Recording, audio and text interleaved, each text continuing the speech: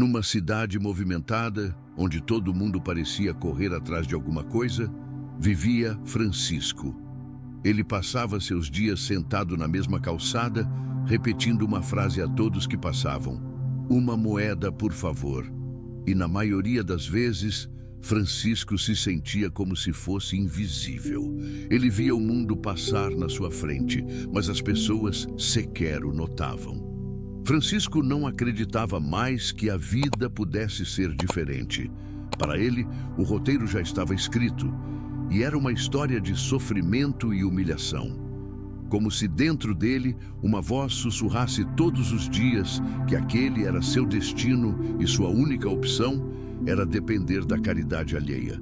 Mas o destino, meus amigos, a Deus pertence.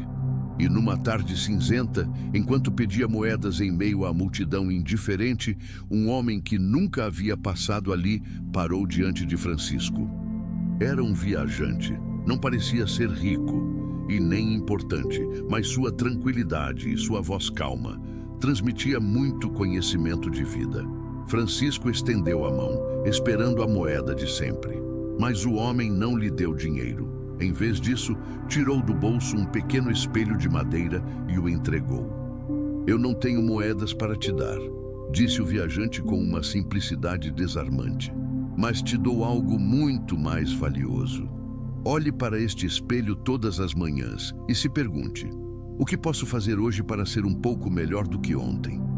O viajante então se afastou e foi embora, deixando Francisco confuso, ofendido e curioso ao mesmo tempo. Mas ele não quis saber do espelho, não olhou para ele. Até que na manhã seguinte, quase que por impulso, pegou o espelho e viu o próprio reflexo, e foi então que doeu. Não era só a sua aparência, era o fato dele ter percebido que havia deixado de se ver como pessoa há muito tempo. Naquele instante, o viajante veio à sua cabeça e a pergunta, que antes parecia quase um insulto: "O que posso fazer hoje para ser um pouco melhor do que ontem?" fez sentido para ele.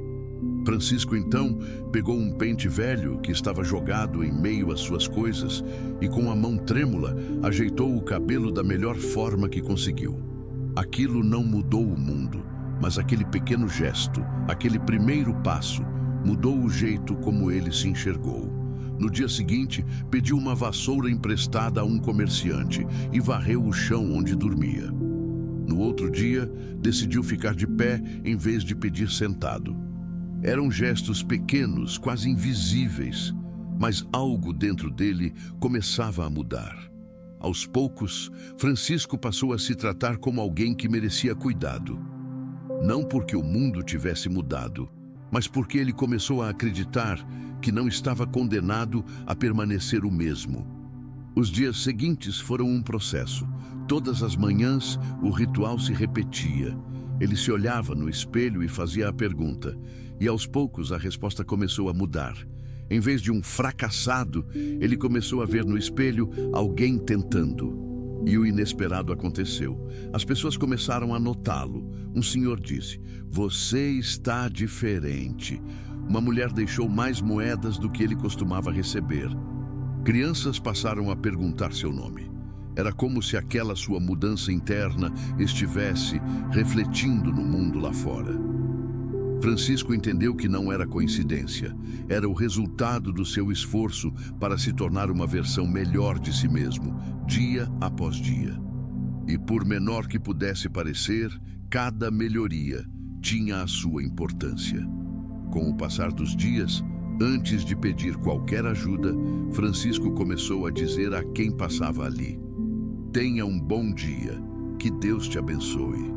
Alguns ignoravam, mas outros sorriam e retribuíam o gesto. Alguns até puxavam conversa e aos poucos iam descobrindo que ele tinha histórias, tinha humor, tinha alma. O homem que se sentia invisível agora começava a se sentir parte do mundo. Um dia, o dono de uma pequena floricultura que o via ali todos os dias se aproximou e fez um convite. "Francisco, vejo que você quer mudar. O que acha de me ajudar a cuidar das flores? Eu posso te pagar." Francisco se sentiu inseguro, com medo de ser um passo muito grande de uma vez só. Mas o comerciante insistiu. Você tem uma energia boa agora, as pessoas vão gostar de ver você lá. Francisco então aceitou. Os primeiros dias foram difíceis, mas havia algo especial ali. Propósito.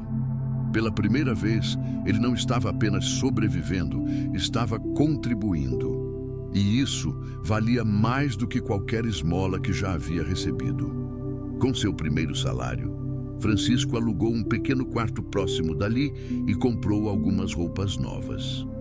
Até pouco tempo, ter um teto com uma porta para fechar e uma cama para dormir era um luxo que ele nem ousava sonhar. Mas não parou por aí. Ele aprendeu rápido, tinha um talento natural com as plantas, economizou cada centavo e 1 ano depois abriu sua própria barraca de flores na feira local, a qual chamou de o Espelho das Flores.